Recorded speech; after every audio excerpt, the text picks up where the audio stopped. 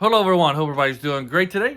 Appreciate those who be watching this video, especially the first two. Appreciate you guys, and if you're 3 and above, I appreciate you as well. Also like to give a thanks to my 3 new subscribers. Thank you for subscribing. Hey, if you haven't subscribed yet, go ahead and feel free to do that as well. On this channel, I'll try to make it as diverse as possible and try to cover things that your normal reviewer would not cover. Every once in a while, I'll hit like a mainstream movie or TV show.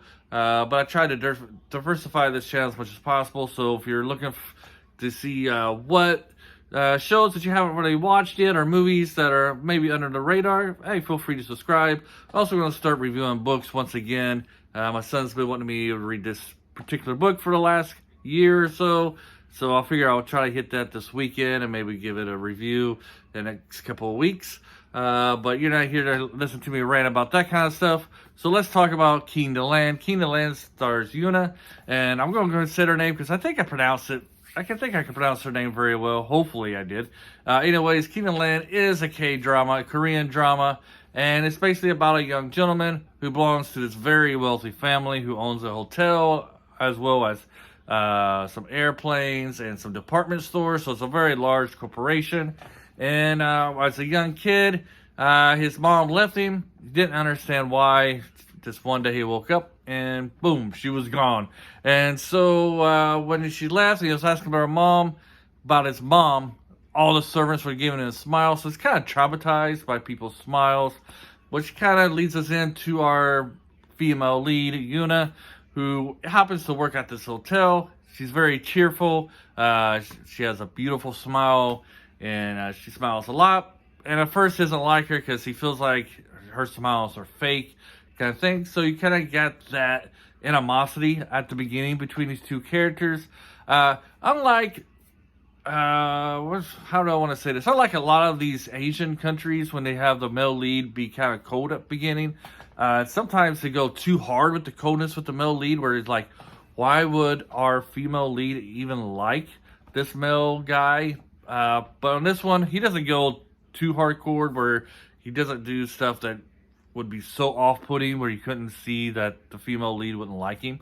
So it's kind of toned down. But if you watch a lot of like Chinese dramas, you'll see that a lot of their male leads are so rude and mean to the female lead. It's like, why would she ever like him type of thing. But this is a great little rom-com for those of you who love rom-coms. This show is for you, but also it has enough inside company fighting between our male lead and his sister to keep people like me interested in this. You know, I like the romance, but I also like some political infighting among companies or just in like the political arena in general. I like those kind of shows with a little bit of romance. This is just more heavily romance than it is the political maneuvering within the company of these two siblings trying to fight for power. But as you see as you're watching this, our male lead, he's not really trying to take over the company from his sister. He just wants to go back to the hotel, try and get information on his mother and why she left out of the blue. So you kind of get that storyline too. So you get the good old romance between our two leads and kind of like a mystery, as well as why did his mom just up and leave.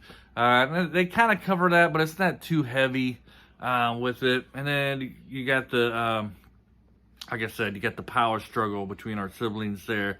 And that's not, it's in there, but it's not overpowering the storyline of the romance between the two leads. So if you're somebody who likes good rom-coms, good romance stories, this is going to be for you. You're not going to be turned off by the political infighting.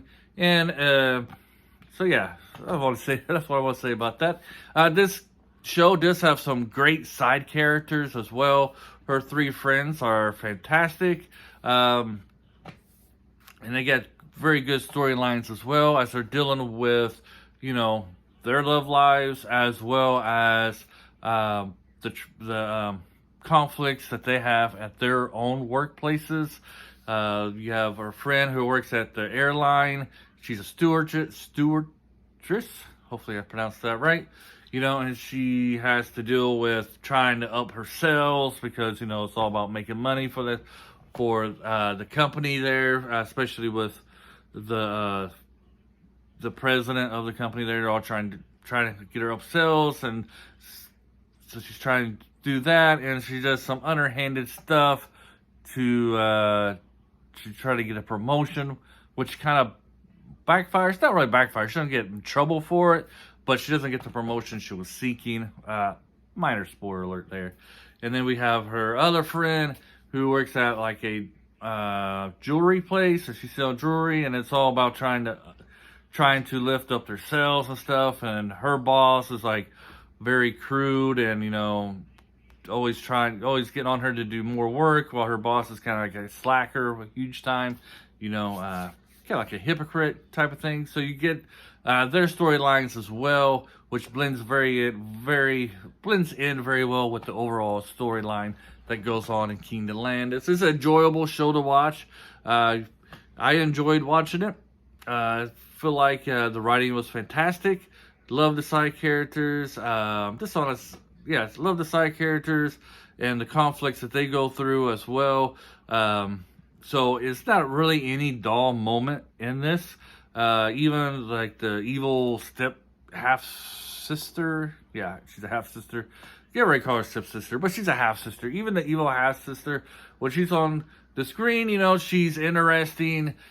She's like a real good villain, a real good written villain of the story. She kind of has her own little story arc in this as well. So I think she's real well balanced. Then you still got, the conflict, I guess, that wealthy families have. He loves our male lead loves the female lead, but the dad wants him to marry somebody else. And, you get that typical, the father being evil and trying to separate him and stuff like that. So he has to overcome that bias, to marry the woman that he loves and go out on do his own thing and not do his own world, follow through with his own convictions type of thing, and that go along with the path that his father and the company once set for him. He wants to go out and do his own thing. He has ideas that he thinks is going to make the company better. And I don't really want to touch on that too much, but, it sounds like sometimes when these writers do that kind of stuff where they got this fantasy land on how a company should operate, they're like, that's not realistic. But on this one, I feel like the writers were pretty much realistic on what changes that could have been made to help the company grow and to satisfy the employees, as well as bring in more profit for the company. I feel like the writers did have some good ideas with that. They weren't so far left or right, whatever, out there in Wonderland that you're like, man, that's impossible. That wouldn't work. It's like teenage dreams type of stuff. So I'm going to recommend this series. If you haven't seen it, it's very great.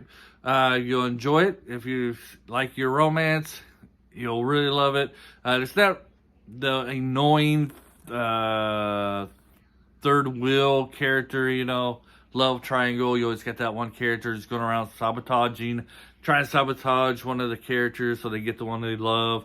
You don't have that storyline, which I'm so grateful. I hate romance stories that are like that. A lot of times I just want to turn it off.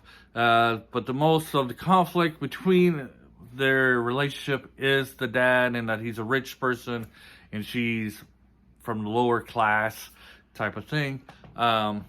Which, that's a good trope too, that sometimes can get tiring. But just because the dad's doing that, you still like the dad. He's not an evil person, he does have good qualities.